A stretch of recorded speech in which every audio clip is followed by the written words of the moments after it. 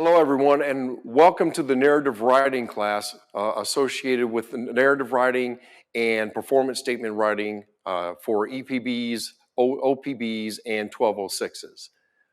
I'm Larry McCoy. I'm the Learning Development Superintendent here at the Air National Guard Training and Education Center, and I would like to share that this information comes directly from DAFI 362406 and the ALQ writing guide that was produced by AFPC earlier in the year. So the idea behind narrative writing, many years ago, we actually wrote in a narrative type of format, and the Air Force switched to a bullet type of format many years ago, and it's been that way for probably 20 or 30 years, and finally they have gone back to the narrative writing type of format for performance statements at 1206s and for addition to decorations. So the whole idea behind this is the idea that we as supervisors and leaders in the Air Force and in all services need to understand that we need to capture the accomplishments of our airmen and how to effectively and efficiently do that.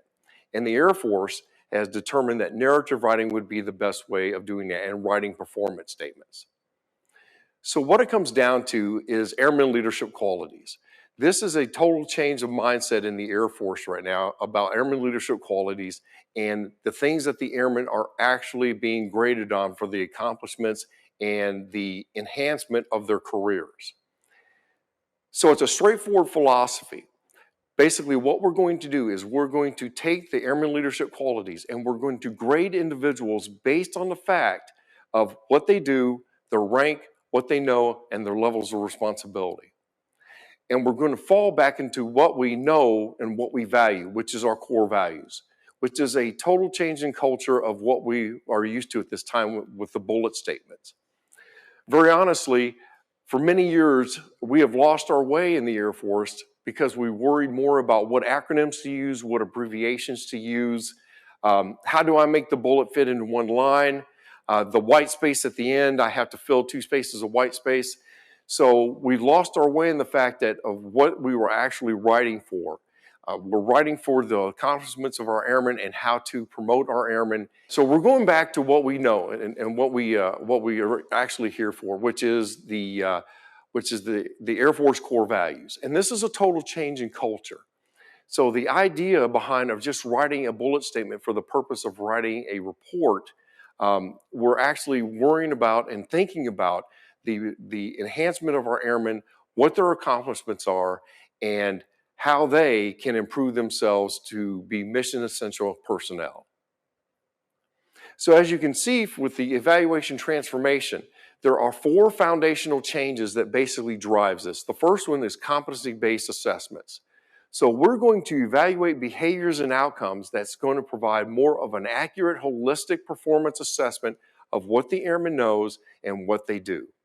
And we're going to do this through the airman leadership qualities. We're going to show performance characteristics that we want to define, develop, and synthesize and measure the accomplishments of our airmen based on those. And we're going to do those through the performance statements. This is going to be a narrative style of writing, plain language English, and to describe the performance so we can efficiently and effectively improve the ability to understand the performance of our airmen. And this is going to create a synergy across the Air Force. So we are looking to develop mission-focused airmen to reinforce the positive behaviors and work towards making them better people and more mission-oriented. The impact to airmen, as you can see, clearly defines what the Air Force values are for, the 3 Air Force values. So we're going to get back to that, and that is going to be the core of what we do. It's also going to enable clear and equitable understanding of performance. So in the past, we rated, for example, a security forcesman against a security forcesman. But the idea behind that is if you have a technical sergeant and an airman first class, they really can't be compared due to the simple fact that the tech sergeant has more knowledge, has higher rank, and higher responsibility than the airman first class. So therefore, we will be rating individuals based on the fact of their rank, their position, their AFSC, and their duties and the responsibilities. So they'll be rated against the core values and the ALQs versus against each other in a career field. This also will help for meaningful, accessible, and actionable feedback for the airmen. So one of the things that we're going to do is we're going to rate the airmen based on proficiency values. And inside of that, we will give the airmen an idea of where they are, what their accomplishments are, and where they need to be. And we're going to measure this performance against the core values. This in turn is going to develop behavioral skills and growth of the airmen and make them a better mission-oriented airman. So this is the chart that was first put out by AFPC about a year ago. And the reason why I like to show this chart is because after the Master Sergeants, EPRs or EPPs, close on 30 September, this sequence of events will be closed. So the entire system has now switched over to the EPB OPB system. So just some definitions, the competency-based assessment. So the values, the competencies of what they know and what they can do based on their performance. How well can they do what they do? And we're going to use evaluations to demonstrate that performance in alignment with the Air Force values. In turn, we're going to create action order airmen. So the whole success of the Air Force is dependent upon the skills and the behaviors of our airmen and how they complete a more mission-oriented task. And they are working towards those tasks. And we're going to better develop our airmen by letting our airmen know exactly what ALQs mean to them, how they are responsible, and how to use them to increase their ability and mission orientation. And again, we're looking at the whole person concept. So we're looking at it relative to the specific rank, specialty, level of responsibility, and assigned duties of that airman, rated against the core values. So these are the actual airman leadership qualities. The airman leadership qualities will fall under 4 major performance areas: executing the mission, leading people, managing resources, and improving the unit. Underneath of those 4 major performance areas, there are the airman leadership qualities, which there are 10 of them. And you can see in each one on this slide, you can see that it breaks down exactly what each one of the major performance areas is looking for. So for example, the executing the mission. Not only are we looking at job proficiency, but we're also looking at initiative and adaptability to situations. When it comes to leading people, teamwork and communication, how do people communicate with each other and how well do they do so? And accountability under managing resources. Are people accountable for their actions and do they understand that they are? So what it comes down to is we are looking for a whole rounded concept airman, a multi-purposed or tasked airman. And the idea behind this is we need to give our airmen the capability to use initiative, adapt to situations, make decisions, and be innovative in nature. So this is a total difference in mindset and a difference in culture that we are used to at this point. And of course, the core values, integrity first, service before self, and excellence in all we do, are the mainstay of these airman leadership qualities. So some terminology. Again, the ALQs, performance characteristics of what we want to define, develop, and then synthesize and measure our airmen. They are based on the major performance areas which we just discussed. And they will be culminated by the narrative writing style in the EPB or the OPB. And we will assess our airmen based on the core values, mission-driven outcomes, and developmental feedback, not only to tell the airmen or inform the airmen of what they have done or how they have accomplished their mission task, but also how to improve themselves. And that will be captured in the ALQ performance brief, which is known as the enlisted performance brief or the officer performance brief, EPR, OPR. The higher level reviewer. In the past, we had many different levels that a EPR or an OPR had to go through for the evaluator or evaluation to be closed. At this point, there will only be 2 levels. It will be the rater, which they will give their representation of the assessment of the airman, and then the higher level reviewer, which is the final evaluator in the chain. The HLR, or the higher level reviewer, is determined by wing leadership as a senior rater. So depending on your unit and depending on where you're at, that higher level reviewer may be different from place to place. It may not necessarily be the rater's rater. So this is going to create a synergy across the Air Force. So administration of the ALQs are both simple and consistent across all of the total force enlisted and officer airmen. So it will be consistent across the board. They will be responsible for the rank and responsibilities through the lens of the MPAs. So this will give us an idea or allow us to make more effective talent management decisions within the force. So for example, force distribution or stratification or determining future roles. This will allow us to better make those determinations. And we will be based on standards. So in other words, airmen will not be rated against airmen. Airmen will be rated on an equitable understanding of the performance as they set the behavior in alignment with the Air Force published core values. So within the feedback section of the of Eval 2.0 and working with your airmen, there are 5 proficiency levels that you will rate this airman based upon. And they go from needs improvement to an exceptionally skilled. And in a few moments, we're going to talk about each one of these and what they mean to you as a supervisor or leader and how to use those to effectively write the narrative or the performance statement based on these proficiency levels. So this is a total shift in mindset. As I said earlier, it's a change in culture and a change in mindset. One of the things that we need to understand is with bullets, we were always taught, okay, I taught this myself for many, many years, is numbers matter. Get the numbers in there, the numbers matter.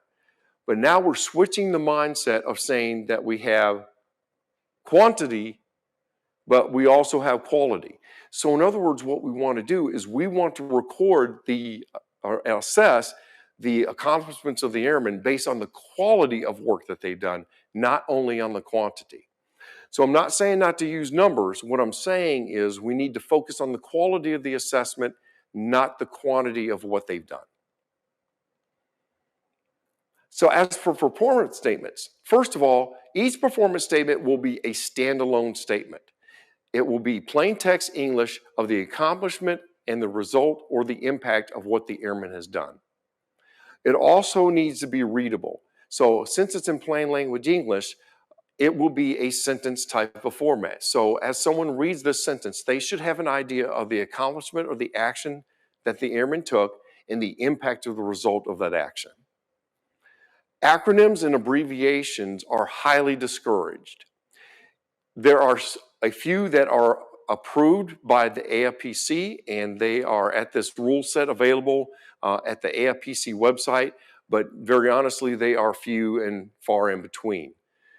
What they want you to do as a supervisor, as a leader, they want you to actually write exactly what the actual person has done and the action and the impact result of that action. So acronyms and abbreviations are highly discouraged. You can use more of the common ones such as rank structure, wing structure, things of that nature. But when it comes down to abbreviations and acronyms to try to shorten it, highly discouraged. And this is all in the ALQ writing guide, which is available in my FSS. So in the performance statement, 2 parts of the performance statement. When we wrote a bullet, we always followed the old system of AIR, action, impact, result. That has changed slightly, but still the same thing applies. The first thing you want to do as a writer is you want to capture the action. What did the airman actually do? What was the assessment that they did, or what did they actually do as a task? Then the impact or result. So it can be either or. What was the impact or level result that the actual person did for that tasking? And to what level? So for example, was it a unit level tasking? Was it at the wing, Air National Guard Readiness Center, Air National Guard, DOD? It's important to capture what level this meant because it tells you or it gives you an idea of what exactly or what level exactly that action actually had across the Air Force.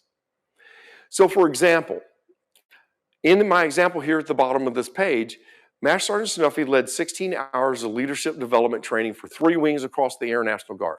So that is the actual action. So Master Sergeant Snuffy led 16 hours of leadership development. And notice it also says 3 wings across the Air National Guard. So it gives you an idea that it affected at the wing level across the entire New York Air National Guard. 125 personnel attended the Leadership Advantage Symposiums. So this gives additional information to the action that the airmen took. Increasing leadership capabilities and experiences by 30%. So there is the impact or the result of the action. So we increase leadership capabilities and experiences by 30%. So notice we used a number in there to quantify and qualify exactly what the person had done. But notice the 2 parts of this. So the first part, the action, what did the airman actually do? What was the accomplishment? Then, what impact or result did we have in this? Now notice at the beginning, it says Master Sergeant Snuffy. So with bullet writing, we were always told never put the name of the individual at the beginning of a line because it wasn't necessary. In narrative writing, it's okay to do so. In fact, there are many different ways that you can start off a performance statement based on this. There's no real guidelines at this point that says what you should start off with or how you should start it. So I think the Air Force did this on purpose for the simple reason of allowing the supervisor to have innovation and allow them flexibility to write in plain English at the way that they want to. So getting started, always know the format. One of the things that you should do when you're getting ready to rate your airmen is you should go into My Eval 2.0 and take a look at the evaluation. Take a look at the actual form and how it's filled out. It's actually very intuitive and very easy to use with drop-down menus, but go in and know the format and what you have to do as a rater to fill out the form. Number 2 is editing. Read it, read it, read it again. Since it's written in plain English, it should be able to read like a sentence. One of the things that I suggest is read it a few times, walk away from it, come back to it and read it again. Also, go in and read it backwards. If you read it backwards, it causes the brain to stop at each word and allows you to see the flow based on the fact that it stops at each word and makes you look at each word. So if it reads well backwards, it should read well forwards. Next is writing effectively. Make sure that you are capturing the effective and efficient assessment of the airmen and what they actually did, their accomplishments. So things to consider. Just like in bullet statements, we need to stay away from such things as cliches, buzzwords, things of that nature. Like, for example, the word spearheaded, which everybody in the Air Force seemed to use at one time. So we need to consider those things, and just like in bullet writing, stay away from those things that we get trapped into. Also, things to avoid. Avoid such things as the halo effect. Make sure that you're actually writing the assessment accurately and efficiently to the accomplishments of the airman. So how do we rate a high versus a good versus a below average airman? One of the things that you need to realize is that if you're going to rate an airman below average, if you're going to put in comments that are derogatory in nature or imply behavior or incompatibility with Air Force standards, you need to make sure that as you go into My Eval 2.0 to check the box, one of the first things it's going to ask you on My Eval 2.0 is this a referral EPB or OPB? If you check the box yes, it will automatically tell you that those reports cannot be done in My Eval and that you have to go to your CSS for assistance. And the reason why that is there are specific ways that you have to write comments in that nature that are based upon the DAFI 362406. So sample performance statements at all levels. So we talked about the proficiency levels earlier. So let's see how they fit in between the rating of a person on their feedback in one of these proficiency levels versus how you would write a narrative statement or performance statement based on that assessment. So in this one, it's needs improvement. Needs further growth to enhance understanding or performance. So in this performance statement, Master Sergeant Bailey learned a primary care team member tested COVID positive, and after being prompted, notified her flight commander at morning huddle while waiting for direction for future actions to take. So in this particular case, we're talking about a master sergeant. So high rank, high responsibility, things of that nature. So Master Sergeant Bailey, after she learned that the person tested positive, had to be prompted to actually go to her flight commander and tell him that it had occurred. Okay, not the ideal thing for a Master Sergeant. And also, while waiting for direction for future actions to take, that comes down to, instead of taking the initiative to adapt to the situation, she waited for instruction. So these things do not culminate what a Master Sergeant should be doing. So in this case, it needs improvement. The next one is developing. Generally accepts new information in changing conditions. So again, the primary care team member tested positive. She notified the flight commander, which was good, and with direction from her leadership, they determined a plan of action. So in this particular case, she notified the flight commander of her own accord, which was good, but again, waited for direction from leadership. And again, this does not show adaptability, it does not show initiative, it does not show decision making. So this is developing in nature. The next one is proficient. Adjust to change or ambiguity with composure to meet mission objectives. So again, the member tested positive. She responded professionally with appropriate action and adjusted the daily schedule and created a plan of action. So in this particular case, she acted appropriately. She took the action she needed to, but she did the work herself. So one of the things as a Master Sergeant, as a senior NCO, what we should be doing is we should be empowering our people that work for us, and we should be mentoring them and talking to them through the process and helping them learn. So in this particular case, instead of empowering someone for the purposes of mentoring, she just did the work herself. So proficient, but not excellent. So highly proficient. Independently adjusts to change or ambiguity with composure, empowers others to implement changes to meet mission objectives. So again, member tested positive, and without prompting, she empowered a staff sergeant as a team member, deciding on adjustments and ensuring team coverage and mission accomplishment. So we're getting better here. So in this case, she did this without prompting. She empowered a staff sergeant as a team leader, which was very good. So she empowered someone that worked for her or that is on her team to be the team leader. But what she did not do, and the reason why this is only highly proficient instead of actually exceptionally skilled, is the fact that she did not mentor the person once she assigned them as team leader. So exceptionally skilled.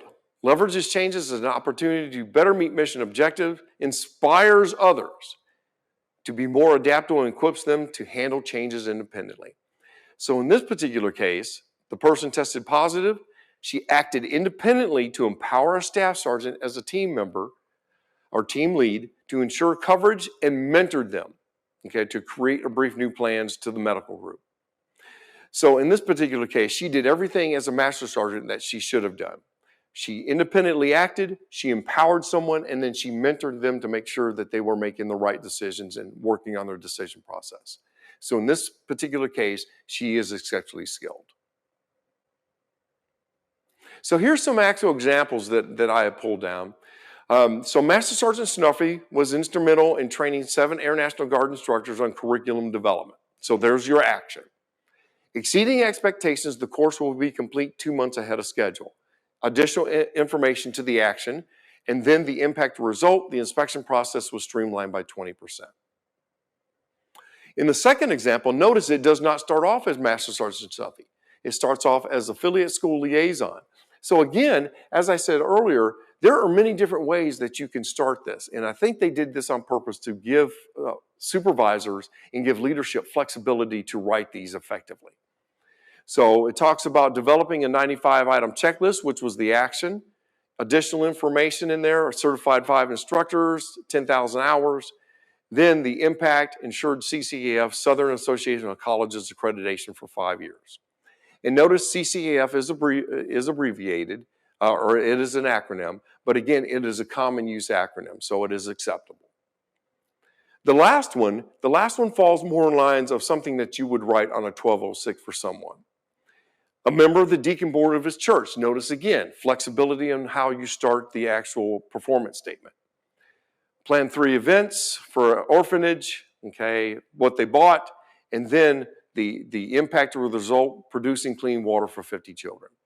So there are many different ways that you can actually go in and you can develop these performance statements based on the situation and based on your writing style. So as for the form, so when you go into My Eval 2.0, the form will be available and everything's a drop-down menu. So there are 3 portions to the form itself. And this particular form that you see here are for Chief Master Sergeants, but most of the forms look exactly the same. The first one is the Rater's Assessment. The Rater's Assessment is based on the 4 major performance areas, which they are listed in there. And you have 350 characters per box, and we'll talk about that more in a moment. Then we have the Rater's Mandatory Comments module, if applicable, and we'll talk about who and what makes it applicable. And then the last part is the Higher Level Reviewer Assessment. And this is basically for the purposes of future roles, stratification, concurrence or non-concurrence, final thoughts, things of that nature. So the first part at the top is the rating information. So just like the old EPR or OPR, this is all the information for the individual. So nothing's really changed much here. Grade, name, the DOD ID, duty titles, DFSC, all of those things will go in at the top.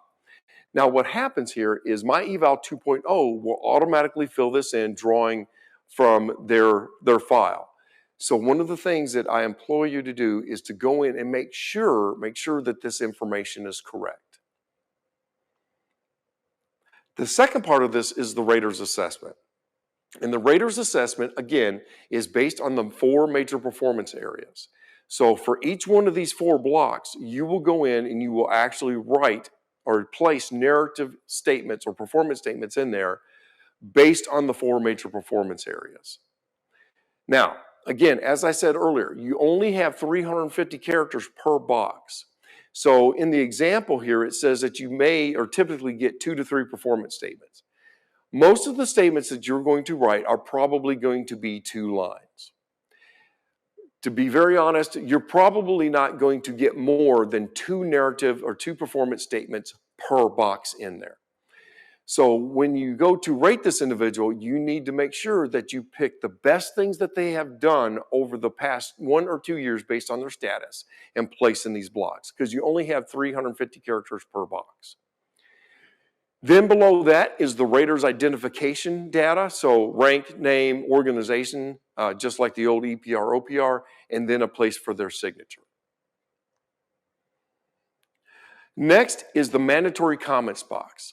One of the things that My Eval 2.0 is going to do is it's going to ask you if the person is a military privatized housing or if they have oversight. Usually this is reserved for command chiefs, group level SELs, SES, or SELs for CE, things of that nature. So probably most of the time you're not going to fill this out. What will happen is My Eval is going to ask you if the person has oversight on military privatized housing. If the answer is no, you'll move on. The next one is the voting assistance officer. It will do the same thing. So if the person is a voting assistance officer or a military privatized housing oversight person, there has to be a mandatory statement that's put in there that talks about how they accomplish that position. Again, My Eval 2.0 is going to ask you if they are a military privatized housing or have oversight, or if they are a voting assistance officer. If you answer no to both of those, this particular box will gray out and will not have any impact on the rest of the OPB or EPB. So then we have the higher level reviewer assessment. This is for the HLR, or the next person up the chain, that actually has the senior rater endorsement from leadership of a unit. And as I said earlier, it may or may not be the next person in line or the rater's rater. It's dependent on the unit and what the unit actually says that, or who they say will be the HLR. So some of the things that the HLR will fill out on the form. First of all, higher responsibility. So this determines the next level of responsibility, and it goes from ready now to do not retain. And they will make that determination or that selection. Also, future roles. Just like the EPB or the EPR or the OPR, you will select 3 future roles for that individual. Then there's stratification. The stratification is determined if, or only is displayed if a ready now is selected and the command chief is the first future role selected, or individual standing among all chief master sergeants. The rater assessment is a concur or non-concur with the assessment by the rater itself. And then the HLR performance statement, which is basically an overall assessment. So the last chance, just like a senior rater's endorsement at the end. The thing about this is there's only 250 characters that are available in the HLR performance statement. So they have to go in and put their final statement in here. If it's not used, this section not used has to be put in there as a mandatory entry. Next is the HLR performance information or identification data, just like the old EPR, OPR, all the information for that individual to include their name, rank, branch of service, unit, so on and so forth, and then their signature. Now, one of the things you're going to do as a supervisor in MyEval 2.0 is you're going to create a final feedback. You're going to create a final feedback of the airman. And these are based on the 5 proficiency levels we talked about earlier. So from needs improvement over to exceptionally skilled. And in the drop-down menu, when you actually go into the OPB or EPB, in the drop-down menu, it will actually go through these and have you assess them based on that.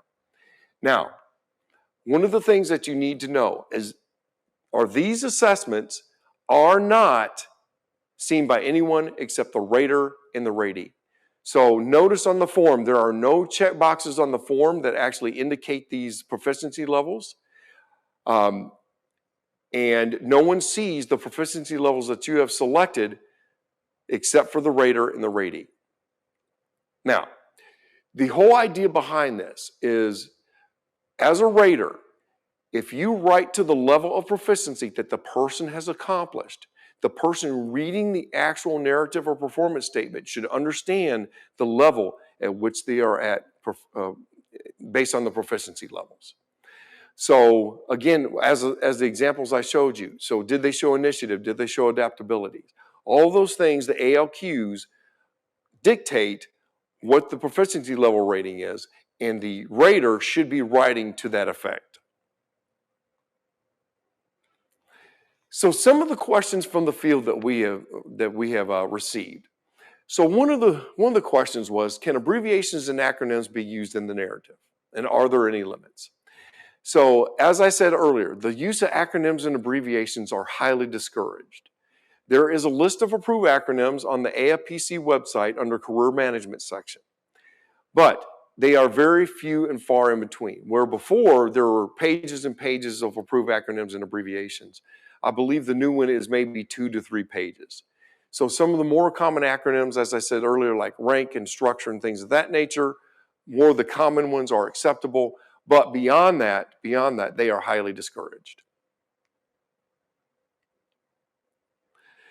So the next question was, does being a voting assistance program manager open up another statement block? Yes, in MyEval 2.0, it's going to ask if the member is a voting assistance officer. If the rater answers yes, it will open up that mandatory block for mandatory comments to the success of the program. When will the updated AFI roll out? DAFI 342406 was updated and published as of 4 August 23. So that is the most updated AFI that is available, which it does encompass the new writing format, the narrative, and the performance statement writing format.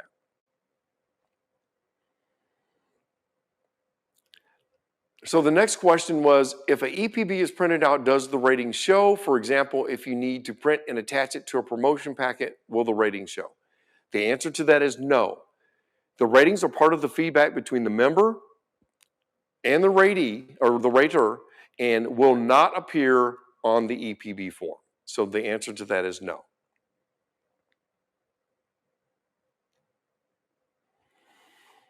So what if your EPB is not in my eval? What are these folks supposed to do? One of the things that we've noticed in my eval is that it's kind of slower. It's taking its time to actually populate the EPBs or the request for EPBs inside of it.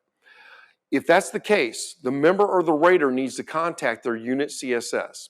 And the reason why is they have the means and contacts with AFPC to try to rectify the problem. So contact your CSS superintendent or a member of your CSS team and see if they can rectify the problem.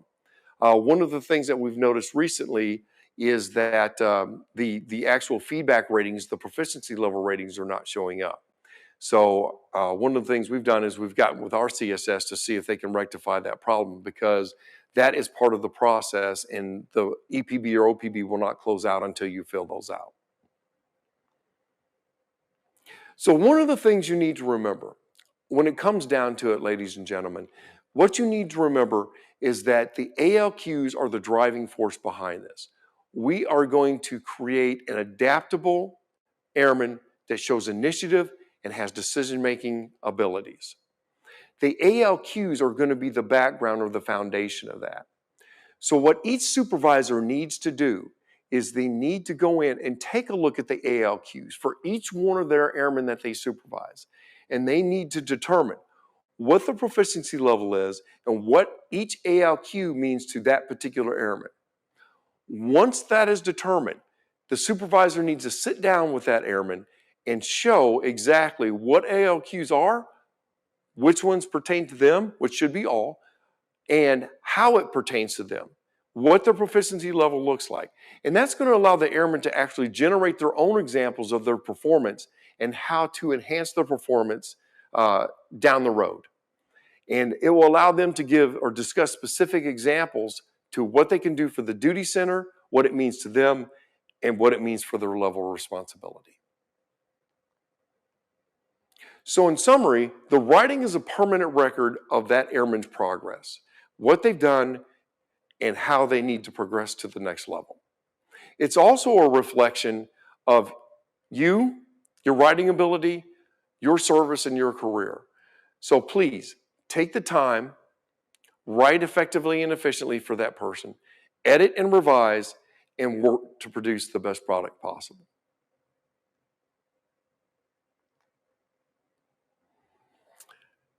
So that's pretty much it for narrative writing. So let me talk about something about narrative writing and how this fits across the board. We talked a lot about EPBs and OPBs, but if you think about this, the whole idea behind the narrative writing style is to make more of a continuous flow across the different things that we have to do. So when we write for EPBs or OPBs, we write in the narrative format. The 1206s are exactly the same way. We write in the narrative format. So you may have to make adjustments to the format or to the narrative statement if you put it in a 1206 from an EPB or OPB. But the idea is the same. So we need to actually go in, take a look at it, and determine what changes we would have to make to put it in as a narrative statement for a 1206. But the writing principles are the same. They're exactly the same. Now, with that in mind, it also fits well with the way that we write decorations. The narrative of a decoration or the citation is basically a can statement at the top based on what it says in the AFI, a can statement at the bottom based on what it says on the AFI, and everything in between are short narratives of the accomplishments of the individual during that time frame, which can come right from a 1206 or an EPB OPB because the writing is exactly the same. So this causes a great flow or increased flow across the types of reports that we do, instead of trying to re-accomplish every time that we switch types of reports based on the fact of what report we're writing. So this is probably one of the best things the Air Force could have done.